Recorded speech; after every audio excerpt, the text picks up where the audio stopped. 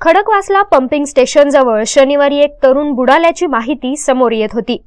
रविवारी उशिरापर्यंत या तरुणाचा शोध लागला नव्हता।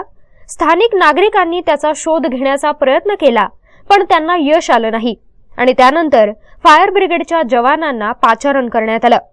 अग्निशमन दलाच्या जवानांनी शनिवारी सायंकाळपासून त्याचा शोध सुरू केला। रविवारी उशिरापर्यंत त्याचा शोध लागला नव्हता। केतन सूर्यवंशी असं या तरुणाचं नाव आहे।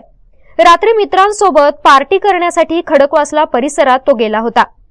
मी जीव देतो असं म्हणून तो पळून गेला आणि त्यानंतर तो गायब झाला। 23/4/2017 रोजी सायंकाळी 4:13 सर्वसाधारण आम्हाला खडकवासला येथून एक आमच्या कंट्रोल रूमला फोन आला की आज पहाटे म्हणजे रविवारच्या पहाटे सर्वसाधारण 2 ते 2:30-3च्या दरम्यान एक व्यक्ती बुडालेली आहे। त्याचा शोध कार्य करण्यासाठी आपल्या अग्निशमन दलाची मदत हवी।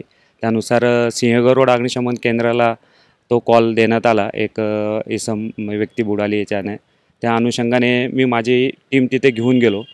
त्या ठिकाणी पोहोचल्यानंतर असं दिसून आलं की चेतन राजेंद्र सूर्यवंशी ही व्यक्ती सर्वसाधारण पहाटे 2-2:30-3च्या दरम्यानमध्ये त्या ठिकाणी आली व तिने आपले चप्पल व मोबाईल काढून पाण्यात उडी मारली। प्रथमतः तिथं पाहणारी व्यक्ती नव्हती की कुठल्या लोकेशनला कुठल्या ठिकाणी ती व्यक्ती बुडाली।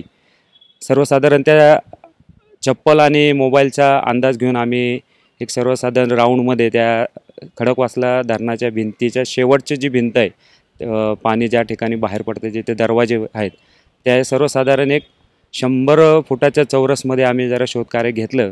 कारण काल काय आमच्या लोखंडी गळ त्याचबरोबर एक सुबाबळाची झाडाची फांदी बी आम्ही त्या पाण्यात टाकून त्याच्या सहाय्याने शोधकार्य घेतलं, परंतु काय बॉडी सापडली नाही।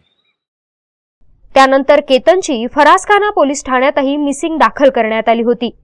तो धरणात बुडाल्याची भीती व्यक्त केली जात असताना सोमवारी सकाळी त्याचा मृतदेह शोधण्यात फायर ब्रिगेडच्या जवानांना यश आलं। तर दुसरीकडे रविवारी खडकवासला धरणात मित्रांसोबत पोहण्यासाठी गेलेल्या 2 तरुणांचाही बुडून मृत्यू झाल्याची घटना घडली आहे। हवेली पोलिसांनी माहिती मिळूनही त्यांनी तात्काळ घटनास्थळावर धाव घेतली नाही।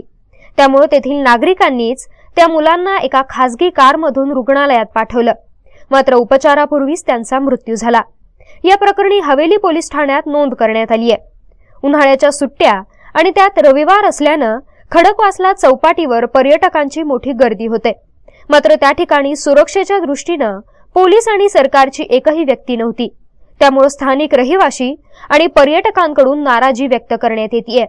प्रतिनिधी शलाका मुंगी, शार्प न्यूज, पुणे।